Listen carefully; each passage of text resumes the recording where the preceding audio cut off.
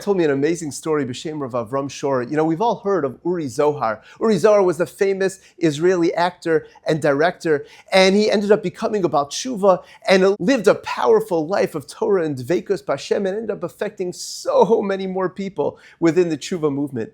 But what is it that made Uri Zohar frum? And he said what happened was he was going on a plane one time, and typically he would bring a book along with him to be able to read to keep him occupied on the flight.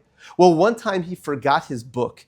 He was stuck without anything to do on that flight, and in turn he was forced to actually think about his life. And that caused him to realize, whoa, what am I doing? What am I accomplishing? Can I be accomplishing more? Can I be living a life with more fulfillment in it? And that's what led him to become a Baal Tshuva. We call this making a cheshbon hanefesh, really stopping and reflecting on my life, on what my actions have been, and what I truly want to accomplish. The Mesilas Yesharim brings down the Gemara that tells us that those who have ruled over the Yetzer Hara already give us advice, us who are still dealing with the Yetzer Hara and facing those challenges. And what's the advice they give us? Bo'u cheshbon, go and make a cheshbon hanefesh. And Rabbi Zion Brook wonders, he says, what is the gain of making a cheshbon hanefesh? That means reflecting on what I've done. That means stopping and thinking, okay, but what's the practical advice?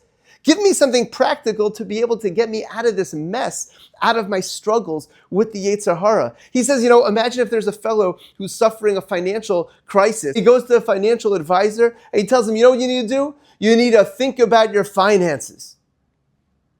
Thank you. That's such great advice. No, give me something practical. Give me something real. So I know I need to think about my finances, but give me practical tips to be able to get out of this mess. So what are these people telling us? Go and make a cheshbon hanefesh. He says, because ultimately the only way for us to truly accomplish in our battle with the Yetzer Hara is if we stop and if we think. The answers lie within ourselves. We need to stop and think, what makes me tick? What are my midos like? What's driving me to have this desire? What's causing me to act in this way? And in turn, we can truly understand what we need to do to be able to change. The answers are within us. We just need to stop and reflect like Uri Zohar did, to take the time thinking about what's going on